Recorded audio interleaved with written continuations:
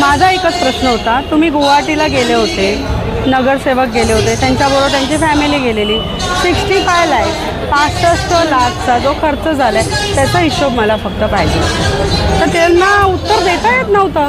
का देता येत नव्हतं माहिती नाही. ते महापौर उत्तर नाही देत होते. त्यांच्या ज्या बाजूला होते ना ते कोण होते मला माहिती नाही, त्यांना मला ओळखायचं पण नाही आहे. त्यांनी उत्तर दिलं की असं झालं तसं झालं. पण तुम्ही मग हा जो बोर्ड आहे ना, एक मिनिट जरा साईडला व्हा तुम्ही.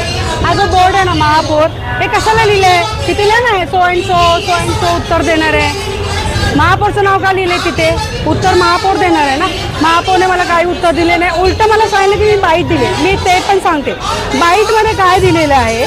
मॅडम बोलतात की आम्ही साध्याच्या हॉटेलमध्ये राहिलो होतो, पण असं नाही झालेलं आहे. चांगल्या 5 स्टार नाही तर 7 स्टार हॉटेलमध्ये त्या राहिलेल्या आहेत. तिथे त्यांनी मस्त एन्जॉय केली आहे, रील्स बनवलेले आहेत, मस्त बसमधून उतरत आहेत, त्यांच्या रील्स बनवलेत. तर हे प्रशिक्षण असतं का? त्याला प्रशिक्षण बोलतात का? नाही ना. दुसरी गोष्ट, प्रशिक्षणासाठी जिथे गेले होते ना गुवाहाटीला, त्या दरम्यान तिथे वादळ आलं होतं.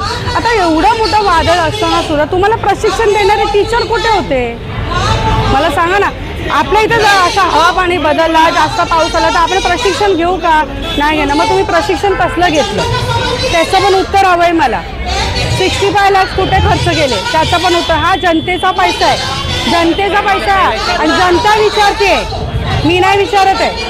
मी जनतेसाठी आली, जनतेकडून आलेली आहे मी. जनता तुमच्यापर्यंत पोहोचू शकत नाही कारण जनतेला तुम्ही पोहोचू देत नाही, म्हणून मी आली. हा खर्च